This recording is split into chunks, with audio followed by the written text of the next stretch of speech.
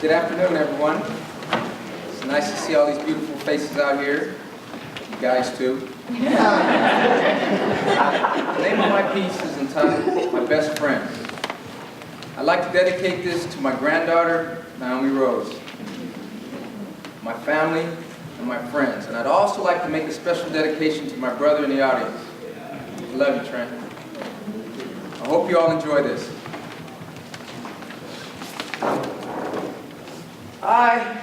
I can't remember a time when he wasn't in my life.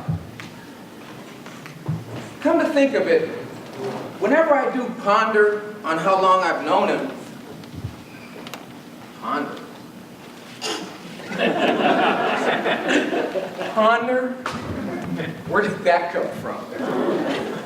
Ponder, ponder, ponder. I like it. I'll keep it. I can't quite put my finger on it, but it seems like I've always known him. In fact, other than me, he knows more about me than anybody else. Sometimes I think no one knows me better, not even me.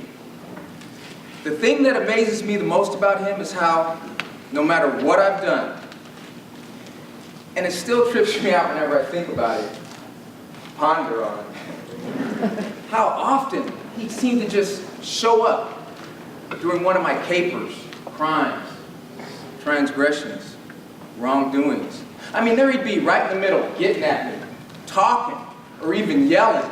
What the Funyuns? Say, so good are you doing? There were even times when he'd be whispering at me. But most of the time, I seem to remember him getting at me with this cool, calm, laid-back demeanor. To be or not to be? That is the question. Whether 'tis nobler in the mind to suffer the slings and arrows of outrageous fortune, or to take arms against a sea of troubles, and by opposing, end them, to die, to sleep. No more, no more. Well, there's more, but later. Sometimes I even felt a lot of indifference towards him, as though he knew I was talking underwater. You know, talking underwater. Who can understand someone when they're talking underwater? I mean, you could tell I'm in some kind of trouble when I'm talking or making certain gestures underwater, but it's probably not the talking that you're picking up on, but more so the body language. Talking underwater, ponder. Who the hell art thou? He does confess he feels himself distracted, but from what cause he will by no means speak. That's what it is now. A distraction? That's what you think of me sometimes? A distraction? As a matter of fact, I remember my very first caper as if it were that day.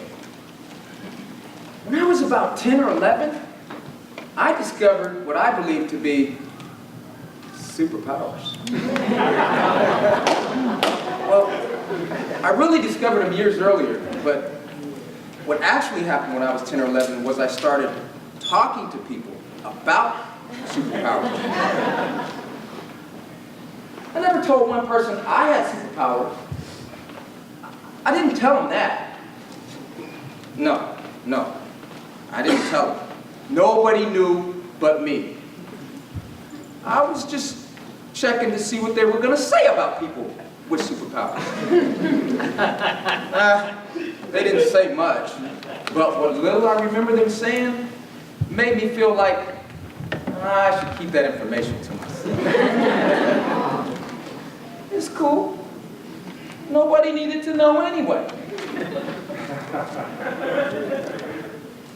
With my superpowers, there wasn't a fence or a wall I couldn't climb.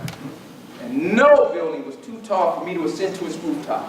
And although I had been on the roof of this elementary school many, many times, one day while walking around up there, on the roof of the cafeteria, I came upon this ventilation shaft.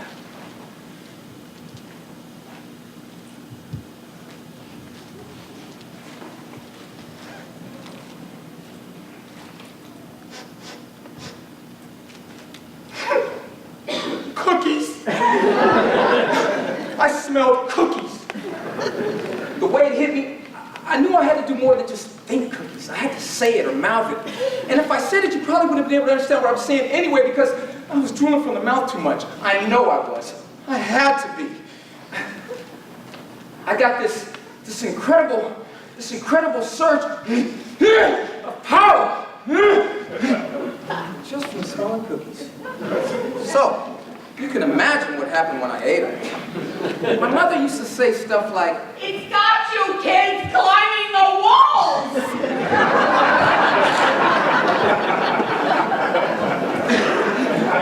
I don't remember it like that.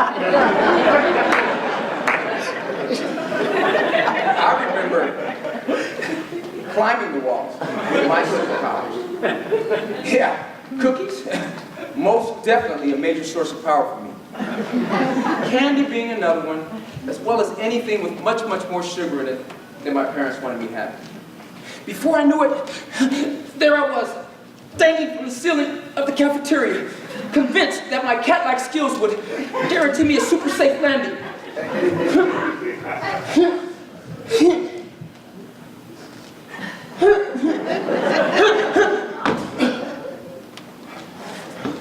Long story short, I landed safely, found the cookies. Oh boy, did I find the cookies. Took as many as I could carry to a safe place until I could eat them all. Or so that was the plan. You see, in spite of having superpowers, I was still just a kid, and I hadn't yet developed the power of secret keeping.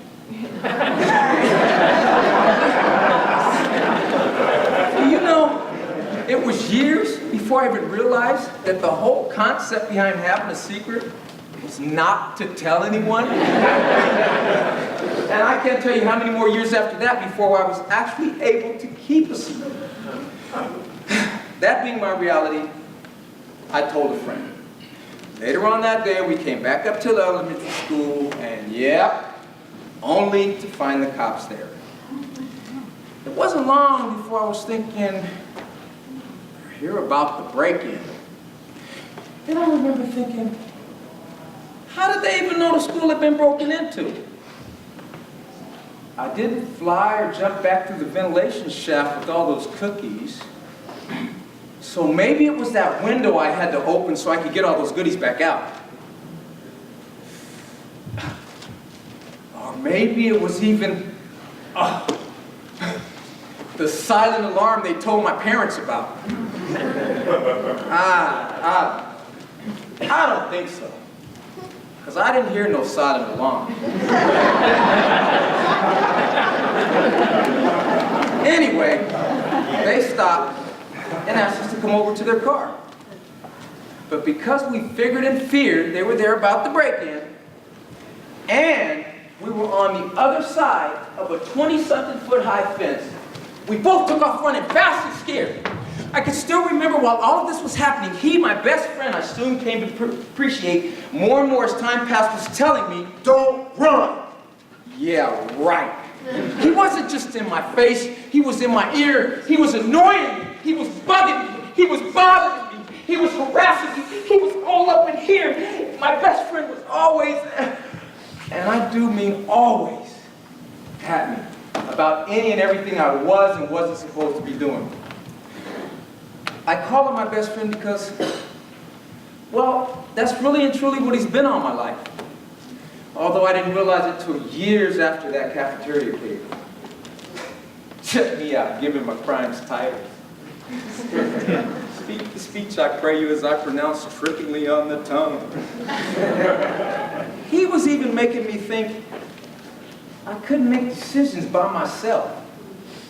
That was wrong, I say to you. To each and every single one of you, please hear me when I say to you, that was wrong.